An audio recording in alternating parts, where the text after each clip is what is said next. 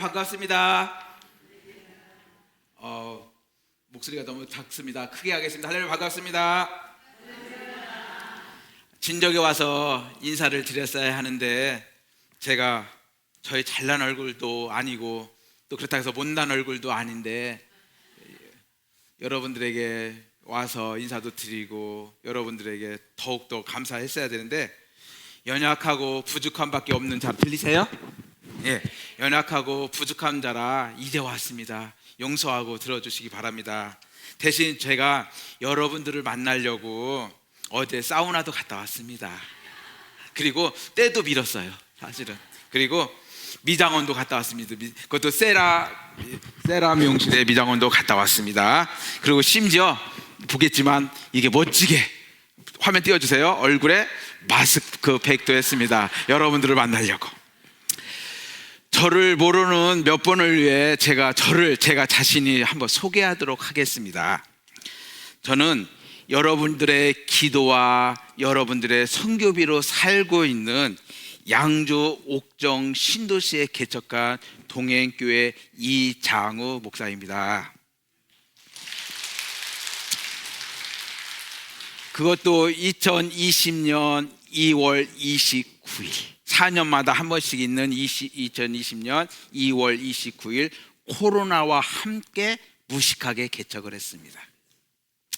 저는 올해 나이가 저 전도사님 옛날에 유치부에서 사역했던 분이신데 맞습니다. 유치부에서 아이들과 함께 선생님들과 함께 사역했는데 2001년 우리 목사님 소개했다시피 12월 달 10일 날 첫 부임해서 유치부 1부와 유치부 2부 그 당시 때 우리 송충기 집사님, 이선화 집사님, 우리 청년들 은주 선생님, 민경 선생님 또 지금 권사님들 다 되셨겠지만 양정숙 권사님, 김복희 권사님들 등등 비롯해서 또 서수성 선생님, 홍수성 선생님, 김복희 선생님, 구원의 선생님 기억력 좋죠?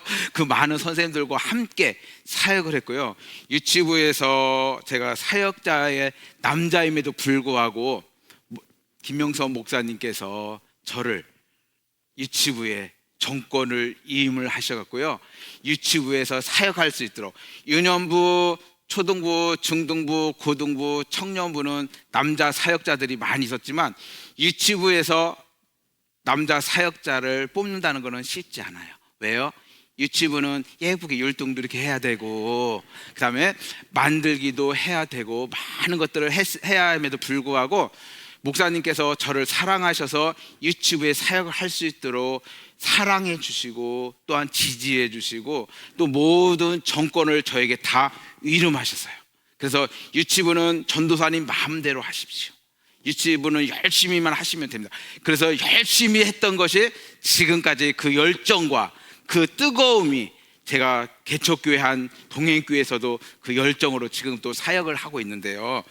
제가 그때마다 하나님의 은혜를 얼마나 많은 것들을 제가 체험하고 이곳에서 다른 교회가 아니라 이 대관교회에서 하나님의 은혜를 얼마나 많이 체험하고 하나님의 은혜를 많이 느꼈는지 지금도 그 열심과 그 열정으로 옥정 신도시 대관교회에서 기도해주는 교회 동행교회에서 사역을 하고 있습니다. 여러분 그 당시 때 유치부 1부와 2부 선생님들이 얼마나 뜨거웠는지 얼마나 열심을 했는지 저는 그 감동이 아직도 저에게 식지 않고 있거든요. 그래서 저는 앞으로도 평생 이 대관교회에서 선생님들의 그 열정을 본받아서 지금도 하고 있을 것이고 앞으로도 할 것이고 주님 오신 그날까지 그 사역을 할 것입니다. 여러분들도 끝까지 그 열정을 잃어버리지 않기를 주님으로 축원합니다. 이뿐 아니라 우리 그 당시에 대관교회에 선교원이 있었어요. 대관교회 선교원이 있어갖고 김영일 사모님께서 대관교회 일부와 대관교회 그 선교원을 생일잔치 때마다 매달 와서 설교를 하도록 시키셨어요.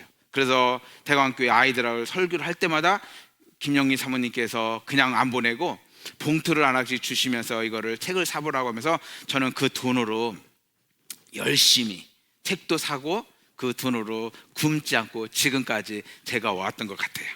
그래서 오늘 여튼 제 소개는 여기까지 이렇게 하면 제 소개 이해 되겠습니까? 제 소개는 이렇게 하고 이제 오늘 주시는 생명의 말씀, 하나님의 말씀, 진리의 말씀, 능력의 말씀, 이 권능의 이 말씀을 붙잡고 이장우 목사님의 이야기가 아닌, 동행교회의 이야기가 아닌, 주님이 내 대신 나의 인생을 50을 조금 넘은 나의 인생을 어떻게 하나님께서 이끌어 주셨는지, 지금까지 어떻게 나를 사용하고 계신지, 하나님이 이장우라는 사람을 대신 어떻게 살아주셨는지, 그 하나님의 인생 이야기, 하나님의 러브 스토리를 여러분들에게 이야기하려고 제가 왔습니다. 설교는 훌륭하신 우리 박영호 목사님한테 많은 설교를 들었지만, 저는 설교보다 하나님께서 개척 3년 넘도록 하나님께서 어떻게 이끌으셨고 51년 동안 어떻게 삶을 살았는지 그것을 이야기하려고 그래요. 오늘 그 이야기를 할 때에 절대로 제 이야기가 아닌 하나님의 이야기라는 것을 정확히 아시고, 그분의 사랑 이야기, 그분의 러브 스토리, 그분이 어떻게 동행교회를 역사하시고 어떻게 이끌어주셨는지, 이장우라는 사람을 어떻게 지금까지 먹이시고 입히시고 하나님께서 돌보셨는지를, 그것을 제가 짧게 이야기하려고 합니다. 졸리신 분은 주무셔도 됩니다. 너무 졸리신 분은 조용히 집에 가셔도 됩니다. 그러니까 간단하게 설교를 할 거니까 우리 힘드시더라도 제가 최대한 빨리 맞출 수 있도록 하겠습니다. 기도하겠습니다. 주님 감사합니다. 보잘것없는 자를 대광교회 오전 수요 예배로 불러주심을 감사를 드립니다.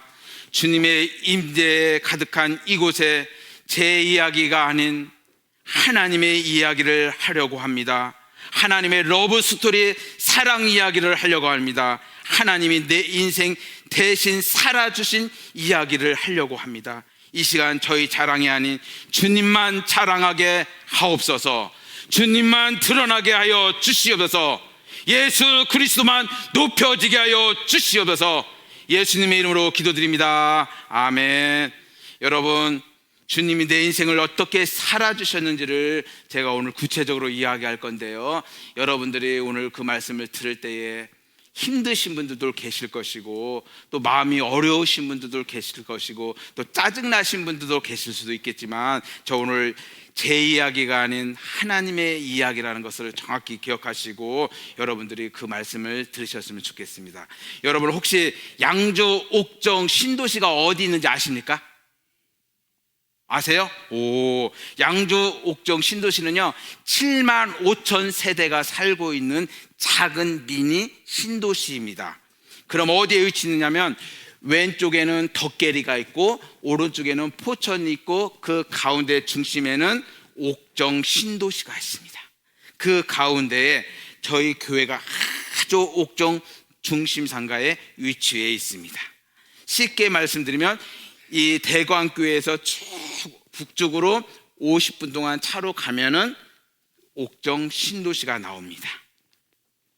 인구는 아까 제가 얘기했다시피 7만 5천 세대가 살고 있고요, 앞으로 5만 4천 세대가 더 입주를 해야 합니다. 그래서 옥정 신도시 반경 1km 이내에 교회들이 얼마나 많이 있는지, 우리 대광교회처럼 단독교회 건물이 3개가 있고, 또 상가 교회들이 16개 교회가 위치해 있습니다. 동행교회는 12번째 가장 중심 상권에 하나님께서 그곳에 개척을 하게 하셨습니다. 그렇다면 오늘 저는 왜 이곳에 와서 개척 이야기를 하고 하나님의 이야기를 할 것이 어떤 것으로 풀어갈까, 오늘 3가지를 간단하게 이야기하고 마치려고 하는데요, 어떻게 양주 옥정 신도시까지 가서, 서울에서 살았던 사람이 양주 옥정 신도시까지 가서 개척을 했는가. 2번째, 개척 후 주로 어떤 사역을 하면서 지금까지 살아왔는지, 그리고 개척교회 하나님이 하신 기적의 이야기들을 하려고 합니다. 여러분, 이 시간 도전과 은혜의 시간이 되기를 주님의 이름 부탁합니다. 여러분, 오늘 본문 9절 여러분들이 쉽게 읽었고 누구나 다 좋아하는 구절입니다. 항상 기뻐하라, 쉬지 말고 기도하라, 범사에 감사라. 이는 예수 그리스도 안에서 너희를 향하신 하나님의 뜻이니라는 다들 아멘하고 좋아합니다. 그러나 그 다음 절부터 성령을 소멸하지 말며 예언을 멸시하지 말고 범사에 하려 좋은 것을 취하고 범사에 하려 좋은 것을 취하고 악은 어떠한 모양이라도 뭐하라? 버리라라고 말씀하고 있습니다.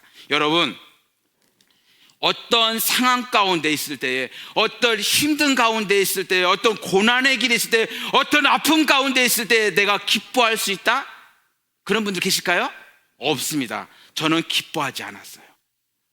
어떠한 가운데 힘든 가운데 있을 때 기도했다? 기도는 했죠. 그런데 뜨겁게 하나님 앞에 기도는 많이 해본 적이 없는 것 같아요. 감사했다? 악한 환경 속에서 힘든 가운데서 감사했다? 감사를 별로 하지 않은 것 같아요. 왜요? 아까 22절 말씀에 악을 붙잡고 살았더니, 악은 어떠한 모양이라도 버리라고 성경은 우리에게 이야기하고 있는데, 악을 붙잡고 지금까지 살아왔던 자가 바로 저였다는 거지요. 여러분들도 다 악한 사람이에요. 왜요? 하나님께서 기뻐하라 했는데 기뻐하지 않고 살고, 기도하라 했는데 기도하지 않고 감사하지 않는 사람들은 다 악을 붙잡고 사는 거예요. 하나님과 반대로 삶을 사는 것이 다 악한 모습이에요. 그렇다면 여러분들이 악을 안 붙잡고 기뻐하고 기도하며 감사하면서 지금까지 살아왔다면 여러분들의 삶이 어떤 삶이었을까요? 지금보다 더 행복해야 되고, 지금보다 더 잘 살아야 되고, 지금보다 더 행복한 자의 삶을 살아내야 되는데, 우리는 그렇지 않고 지금까지 살아왔어요. 악을 붙잡고 살아왔다는 거죠. 저 역시도 악을 붙잡고 지금까지 살아왔기 때문에 개척을 면하지 못하고 있는 거죠. 악은요, 사람을 죽인 것만 악한 게 아니에요. 사람을 사기친 것만 악한 게 아니라 오늘 말씀처럼 기도하지 않는 거, 기뻐하지 않는 거, 감사하지 않는 거, 쉽게 말하면 기기감하지 않는 거죠. 기도하지 않고 기뻐하지 않고 감사하지 않는 삶이 다 모든 것이 악한 거라는 거죠. 여러분, 저는요 충청남도 서천에서 태어났어요. 증조부 할아버지, 할아버지, 아버지, 저 우리 아들 5대째 믿음의 가정에서 태어났는데요, 믿음만 좋지 가정 형편은 똥구멍이 찢어지게 가난한 집에서 태어났어요. 똥구멍이 찢어지게. 고 이종학 장로님 저희 아버지, 고 이순배 저희 어머니, 저에게 한 것은 다른 것이 필요 없고, 하나님을 어떻게 사랑하고 어떻게 섬겨야 되는지, 주의 종님을 어떻게 섬겨야 될지 그것만 가르치셨어요. 그래서 어머니는 돌아가셨지만, 아버님 어머니 돌아가셨 98세에 93세에 돌아가셨지만, 어머님은 주일만 되면 자식들 다 저를 매일 목욕시키고, 아버님은 속옷을 다 데려서 교회를 보내셨어요. 그리고 저는 태어날 때부터 이름이 없었어요. 왜 없었을까요? 어머니 아버님께서 딸, 또 있네, 딸을 5명을 낳아놓고, 한 명은 큰 딸은 죽고 딸을 낳아놓고 하나님께 기도했어요. 아들 하나 주면 나시린을 만들겠다. 나시린 좀 어렵죠? 목사님 만들겠다고 저한테 약속도 하자고 하나님께 서원하고 주의 종을 만들겠다고 바친다고 저 얘기했어요. 저희 할머니 권사님이셨어요. 저희 어머니 말 표현 그대로 얘기하겠습니다. 용서하고 들으십시오. 야 이년아, 우리 이씨 집안에 대를 끊은 년아, 아들 하나도 못 낳은 년아, 그러면서 매일 구박을 받았대요. 권사님 주제에 권사님을, 여기 그런 권사님 웃으시면서 그런 권사님이죠. 교회에서는 믿음이 제일 좋은 척하면서 집에서는 어머니 권사님을 잡는 거지요. 아들 하나 못 낳는다고. 그러면서 어머니께서 성전에서 1년 동안 금식 기도하시면서, 1년 동안 했던 건 아니고 아침마다 기도하면서도 금식하실 때 기도하시고 하시면서 임신하고 태어난 게 바로 저예요. 막내 누님과 큰 누님들 나이 차이가 너무나도 많이 나요. 큰 누님이 지금 75 있고, 그 다음에 막내 누님이 60 가까이 되고, 저는 되게 나이 차이가 많이 치는데, 믿음만 좋지 가정의 형편은 너무나도 힘들게 살았던 부모님 밑에서 제가 태어났습니다. 오늘 본문에 우리가 읽었다시피 우리 부모님께서는 항상 저에게 하신 말씀이 데살로니가서도 항상 어떤 상황에서도 기뻐하고 기도하고 감사해라. 악은 어떤 모양이라도 너가 버리면, 목사님이 버리면서 살아야 된다고 일상 그것을 가르쳐 주셨어요. 그런데 저는 그것이 이해가 안 됐어요. 왜요? 먹고 살아야 되니까. 먹고 사는 것이 더 중요하지 왜 항상 기뻐하면서 살아야 될까? 그래서 저는 어머니 아버님 반대의 삶을 살아요. 기도하라면 기도하지 않았어요. 기뻐하라 했으면 저는 항상 우울해 있고 저 혼자 있고 항상 낙심하게 살았어요. 그런데 제가 1세 때부터 20세 때까지 서울에 살아야 되는데 지방 충청도에서 부모님 밑에서 양육을 받고 살았습니다. 항상 주의 종을 어떻게 섬기고 하나님을 어떻게 사랑해야 돼, 그것만 섬기면서 살아왔는데, 제가 20살 때 신학교 목사님 된다고 서울로 무조건 보내셨으면 생활비도 주셔야 되고 또 집도 얻을 수 있는 돈을 주셨어야 되는데 달랑 2만 원, 90년도에 2만 원 갖고 올라왔어요. 그 당시 때 장항선 비둘기호 1200원짜리 타고 올라왔어요. 그러면 18,000원 남아 주여지요? 18,000원밖에 안 남았습니다. 제가 영등포역에 내렸습니다. 영등포역에 내렸는데 택시기사한테 저는 서울길 아무것도 모르니까 아무 나 서울 바닥에다 내려주세요, 제가 얘기했어요. 그러면 그 택시기사님이 똑똑했으면 저를 강남 바닥에다 내려줬어야 되는데, 그래서 강남 사람이 됐을 건데 저를 어디다 내렸냐면 구로 5동 애경백화점 밑에 교회는 단독 건물 하나 크고 있고 옆에는 쓰레기 태우는 쓰레기장 옆에다 탁 내려주는 거예요. 그 당시에는 사우나가 없었습니다. 요강 갈 돈도 없었습니다. 거기서 12월 10날 대학 다음날 시험 보기 위해서 밤새도록 그 교회 앞에 있었습니다. 새벽 4시가 되니까 성도들이 이제 새벽 예배 드리려고 오는 중이었어요. 그런 도중에 제가 예배를 드리고 목사님한테 찾아가서, 목사님 저 주의 종 될 거니까 여기서 먹고 생활하겠습니다. 그랬더니 목사님께서 아래로 싹 훑어보되, 그러면 교육관도 있고 권사실도 있고 유치부실도 있는데 거기서 자라고 했으면 상관이 없는데 지하 3층에 보면 창고에 비 붓는데 거기서 생활하라고. 거기서 제가 7년을 생활했습니다. 1년 만에 전도사, 1년에 전도사로 바로 해줄 줄 알았는데 신학생이니까 해주지도 않고 열심히 유치부 사역하고 성가대 가운 정리하고 복사 정리하고 차트 글씨 하면서 그 사역을 했는데, 하나님께서 그 열심을 보시고 목사님께서 그 열심을 보시고 1년 만에 전도사로 임명하신 거예요. 그리고 유치부를 했는데 저희가 맡고 있는 유치부가 그 당시 때 100명이었는데 300명, 400명씩 하나님께서 많은 은혜를 부어주세요. 그 은혜로 지금까지 어린이 사역을 해오고 있습니다. 그런데 저는 그렇게 살아오면서 지금까지 제가 달려온 것은 다른 것이 아니라 하나님의 은혜가 무엇인지를 알지 못했다는 거죠. 제 열심, 내 열정, 내 수고, 내 노력으로 내가 부응했다고 지금까지 살아왔습니다.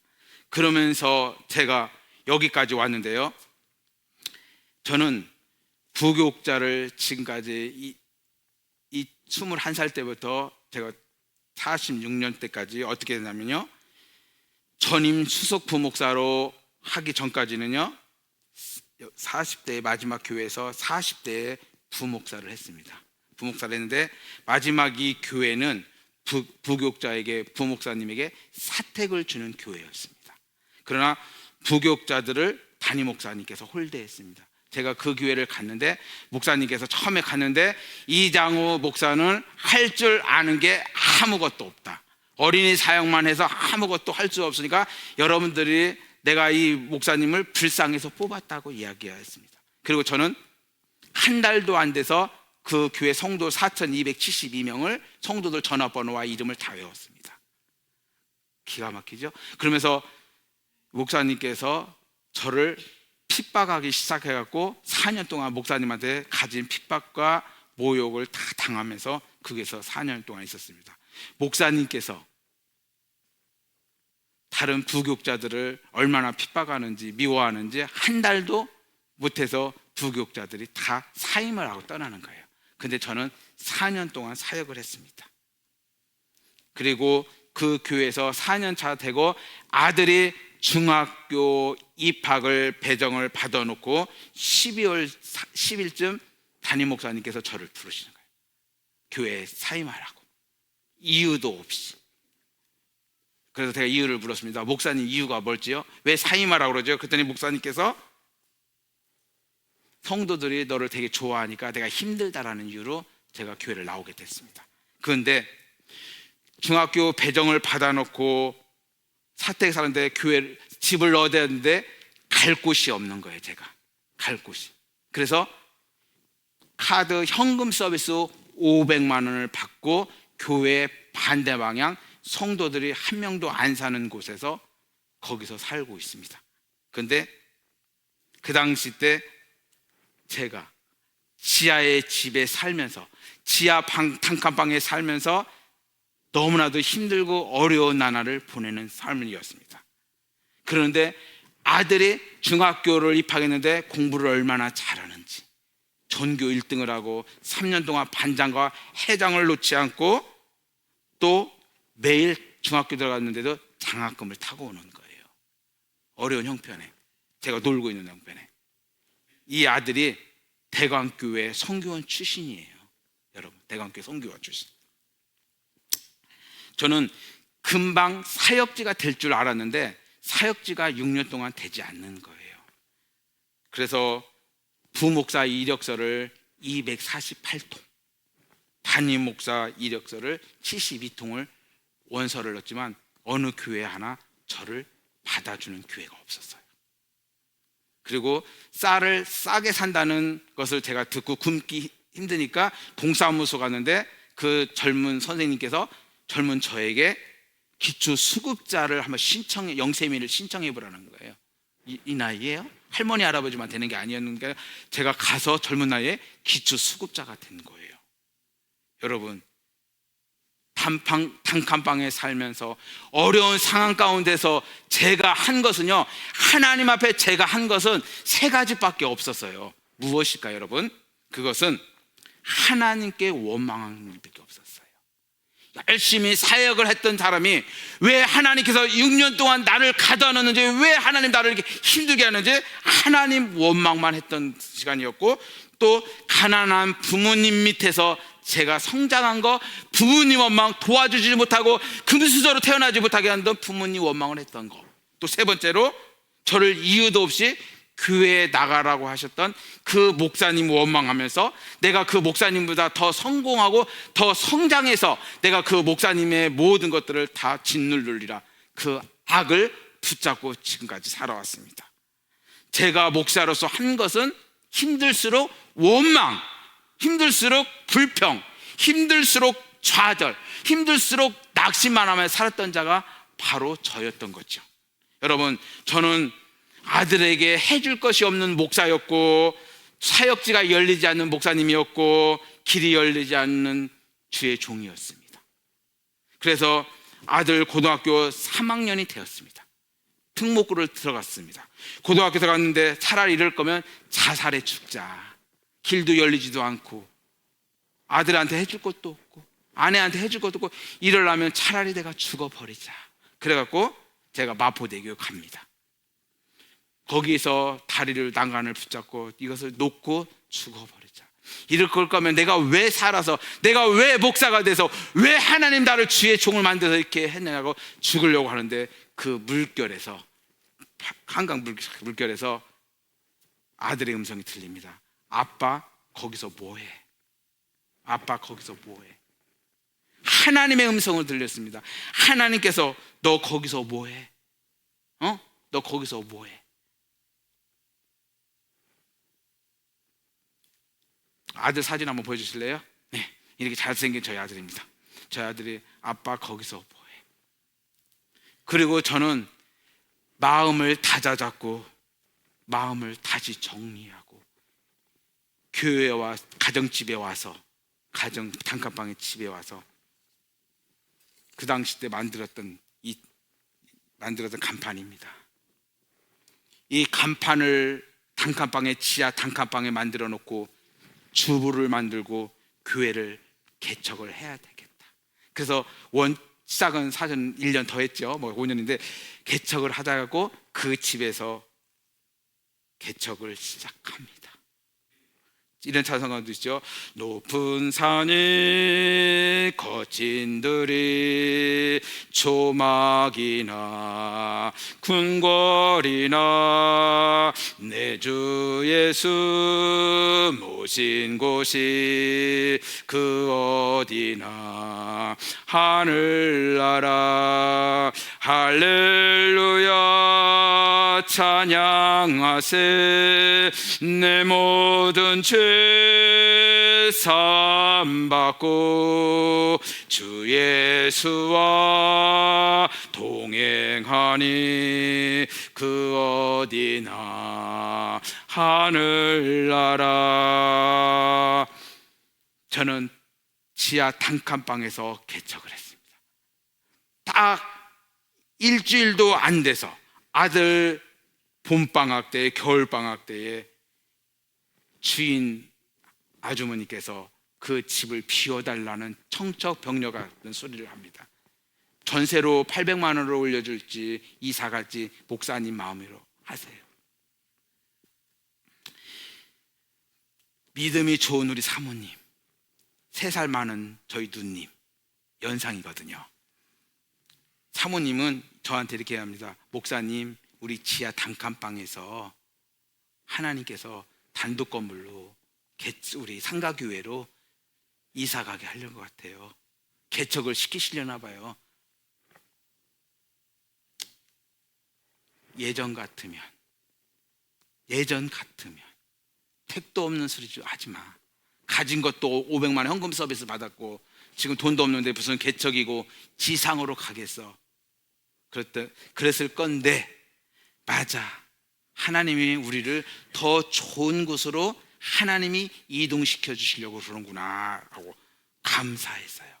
그리고 짐을 싸고 이사를 가려고 하는 도중에 짐을 다 싸고 서울에서는 살 수 없기에 의정부 지나서 지금의 교회 옥정을 지나서 신철원에 가서 강원도 시골집 하나 싸구려 500만 원짜리 하나 사서 거기다가 집을 얻고 개척을 해야 되겠다 가는 도중에 우리 사모님께서 꽈배기를 먹고 싶다고 해서 옥정 중심상가에 이삿짐 차를 받쳐놓고 꽈배기 사러 갑니다.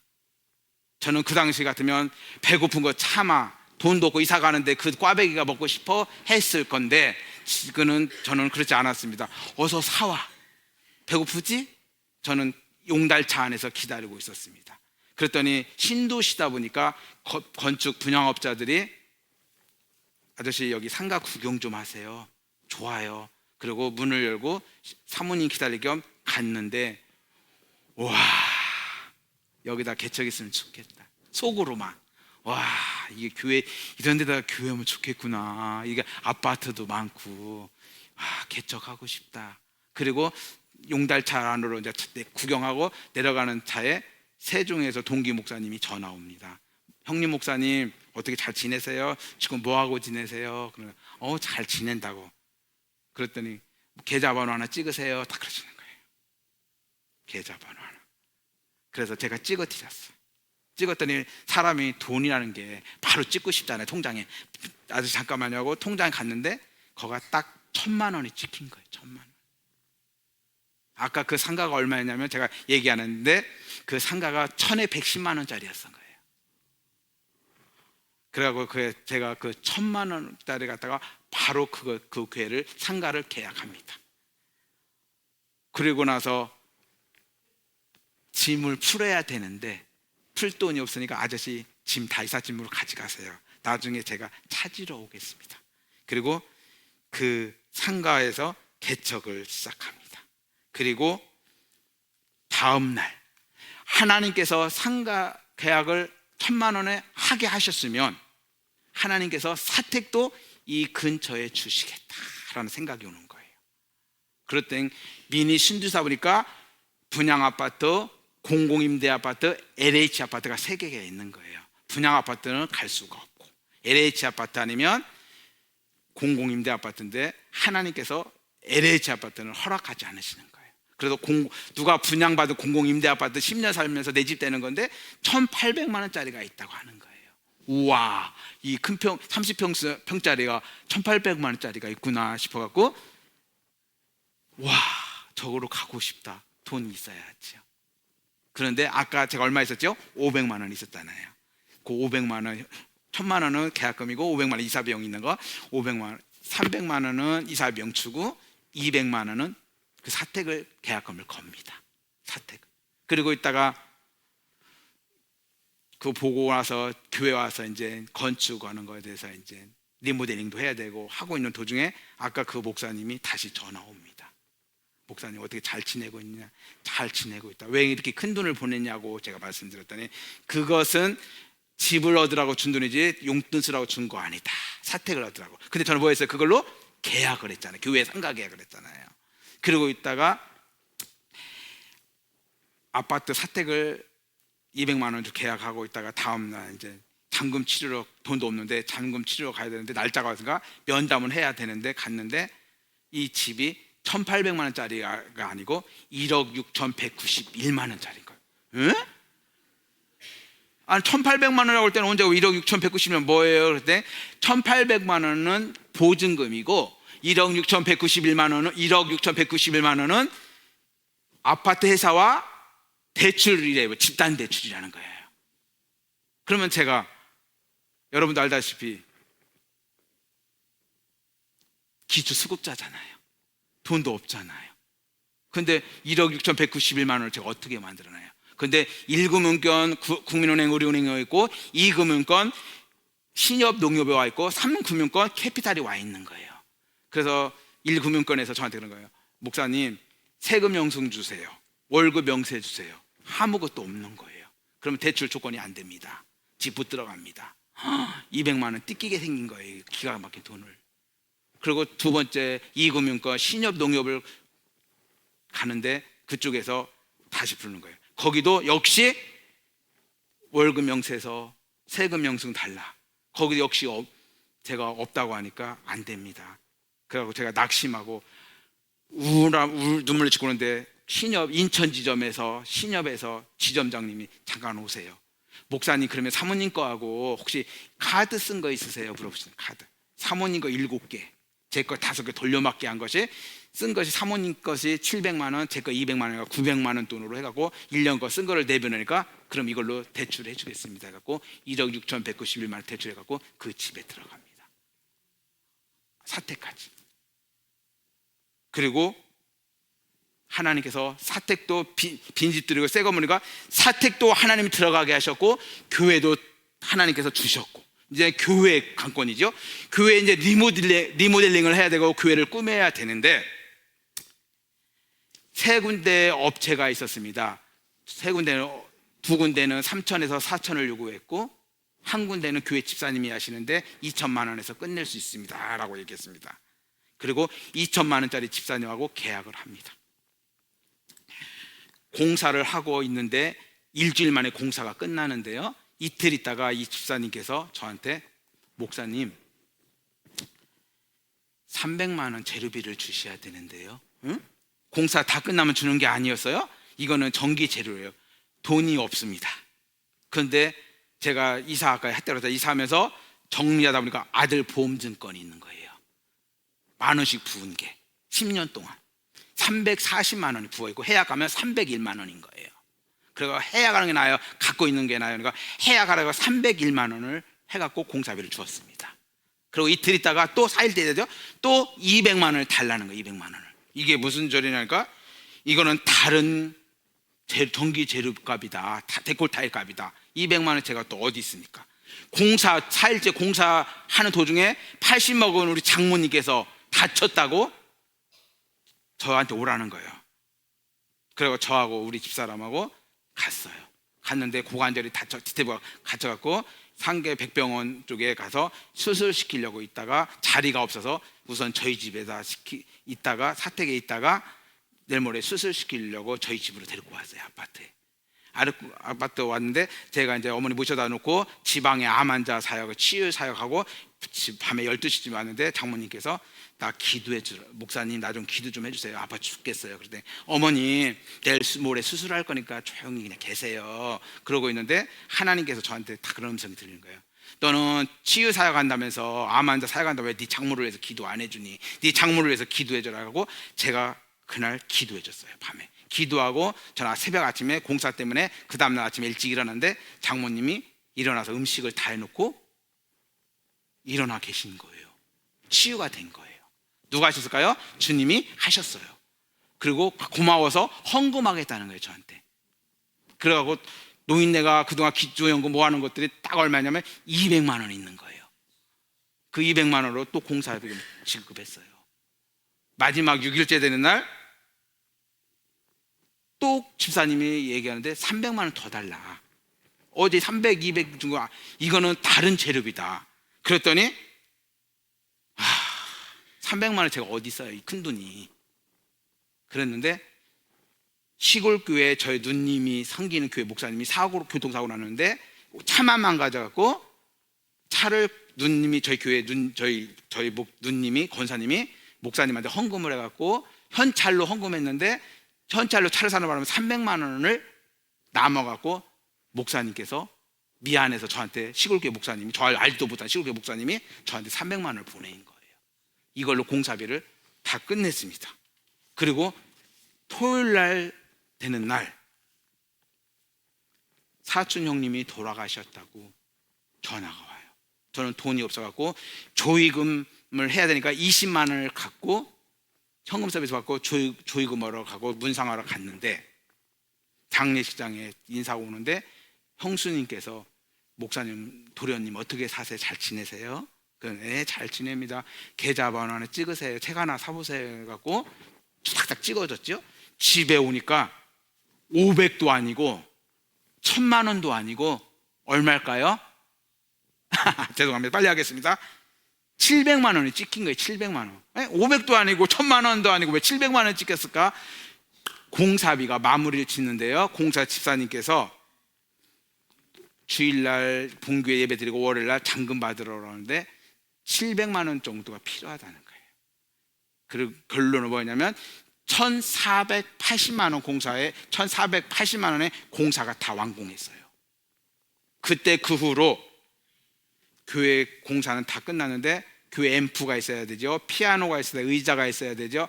이 모든 것들을 제가 한 게 아니고 하나님께서 한 사람 한 사람을 통해서 앰프도 커피도 컵도 실내화도 의자 다 하나님이 모르는 분들 지인분들이 다 보내줘갖고 동행교회가 아름답게 완성했습니다.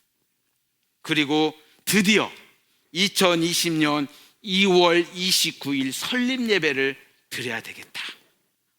내가 가장 사랑하는 우리 김명서 목사님, 고 원로 목사님 김명서 목사님 모시고 설립 예배를 드려야겠다 하고 준비를 다 했습니다.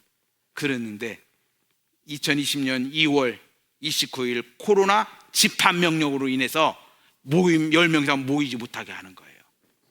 이런 또 소리가 개척 예배를 하나님께서 그것 또한 막으셨어요. 왜 그것을 막으셨을까? 그것은 하나님께서 제가 하나님만을 바라보라고 하나님만을 의지하라고 설립 예배도 못하게 했던 거예요. 설립 예배를 드리면 많은 지인들이 와서 헌금도 하시고 축하금도 줄 건데 그것도 못하게 하신 거예요. 그러면서 제가 설립 예배를 못하는 그 당시 때 혼자 기도하면서 예배 드리면서 했던 글을 제가 여러분들에게 한번 읽어보겠습니다. 이거 띄워보시면서 제 글을 읽으시면서 들으시면 되겠습니다. 띄워주세요. 아름다운 성전을 건축하고 코로나19로 인해 10인 이상 모임 금지 명령으로 2020년 2월 29일 토요일 설립 예배 감사 예배를 드리지 못했다. 혼자 너무 아쉬움이 커서 혼자 성전에서 혼자 눈물을 흘리면서 혼자 예배를 드렸습니다. 화려한 찬양도 없었지만 천사들이 찬양했고 사회자 설교자도 없었지만 강대상에서 있는 그 성경 자체가 하나님의 말씀이요 축하해 주러 오신 목사님들과 지인들이 없었지만 뒤편에 수건 200개가 떡과 음료와 다과들이 손짓하며 찬양하며 화답했습니다. 그리고 종알되는 성도의 교제는 없었지만 보내주신 꽃들과 예배실의 빈 의자는 50석은 성도들이라 생각하고 혼자 예배하고 혼자 눈물을 흘리면서 찬양했습니다. 그러던 강대상의 뒤에 있는 제가 십자가를 바라보자마자 무릎 꿇고 대성통곡했습니다. 살아계신 하나님, 살아계신 예수님, 온유하신 하나님, 성령님이 그 자리에 온전히 계심을 제가 믿어졌기 때문입니다. 그로 인해 나의 눈물에 샘이 터지고 내 안에 이루 말할 수 없는 예배의 갈망이 솟아오르기 시작했습니다. 1시간 반 동안 혼자 눈물을 흘리면서 혼자 기도하면서 혼자 예배하면서 형언할 수 없는 하나님의 위로와 기쁨이 제 안에 부어졌습니다. 그리고 우리 주님이 말씀하셨습니다. 35평에 있는 작은 건물에 내가 이제부터 너 인생, 이 자궁의 인생을 내가 또 살아줄 것이다, 이 말씀을 하셨습니다. 그리고 그 당시 코로나로 인해서 한국 교회가 예배를 해야 되느냐, 영상으로 예배 드리냐, 그거 맞느냐 틀리냐, 그 시대 때에 우리는 하나님 앞에 예배하는 것이, 하나님의 기도하는 것이 맞느냐 틀리냐, 그때에 저는 그래도 하나님 앞에 예배하는 것이 최우선이라 생각하고 예배하며 나가겠다고 다짐을 했습니다. 하나님은 지금도 예배하는 자를 찾고 계시다는 것을 알고 병석에 있든지 혼자 있든지 아파했든지 눈물을 흘리지 기도하는 자로 설 것을 다짐하면서 달려왔습니다. 이런 가운데 제가 한 것은 좌절이 아니요 낙심이 아니요 포기가 아니라 항상 하나님의 은혜를 붙잡고 기도하며 기뻐하며 감사했더니 하나님께서 제 인생을 살아주기 시작했습니다. 그래서 절대로 저는 오늘 시간부터는 낙심하지 않겠노라, 좌절하지 않겠노라, 눈물 지지 않겠더라고. 지금까지 개척 3년 넘도록 하나님께서 은혜를 부어주셔서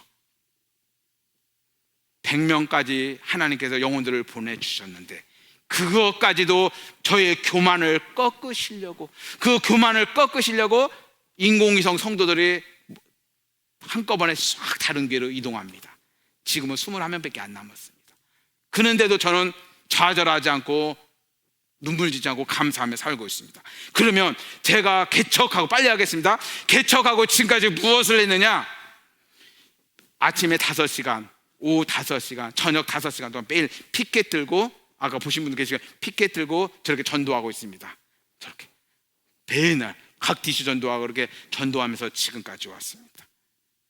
하나님께서 저의 열심을 보시고 영혼들을 보내주시고 먹을 것이 없을 때마다 먹을 것을 주시고 먹을 것을 보내주시고 지금도 까마귀가 있는 거죠. 그러면 개척교회에서, 마지막 개척교회에서 하나님께서 행하신 기적들이 무엇이 있을까? 동행교회 어떤 기적을 베푸셨을까? 셀 수 없이 많은 기적들을 하나님께서 베풀어 주셨는데요, 한 달 만에 왼쪽에 있는 분, 모자 쓴 분 보이시죠? 똑같은 분이에요. 이분이 눈을 하얗게 뒤집고 침을 질질 흘리면서 저희 교회에 옵니다. 이분이 귀신 들리신 분이에요.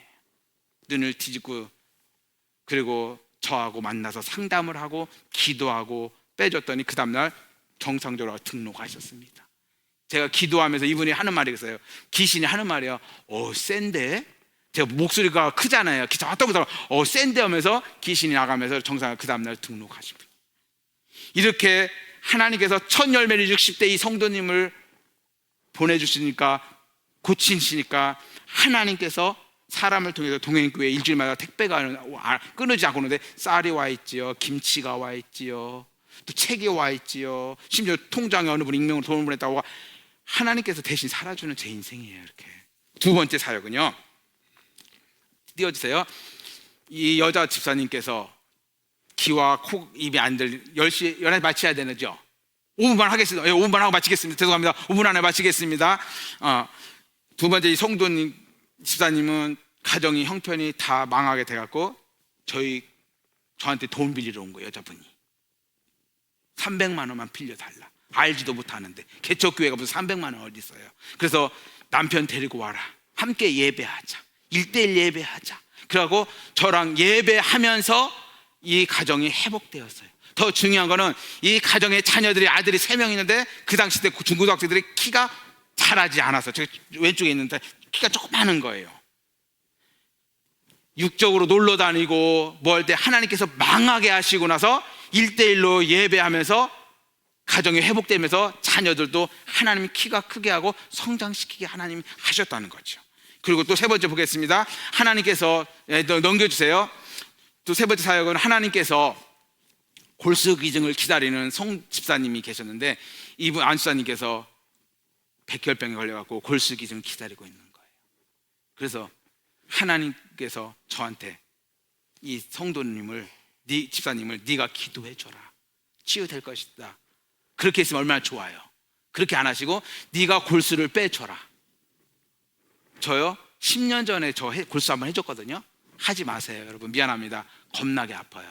죽다 살아납니다. 제가 한번 10년 전에 빼줘갖고 초등학교 여자아이가 골수가 7천만 분의 1로 맞아갖고 살아났는데, 이 사람을 또 해주라는 거예요. 하나님 저 개척한 지 얼마 안 됐는데요.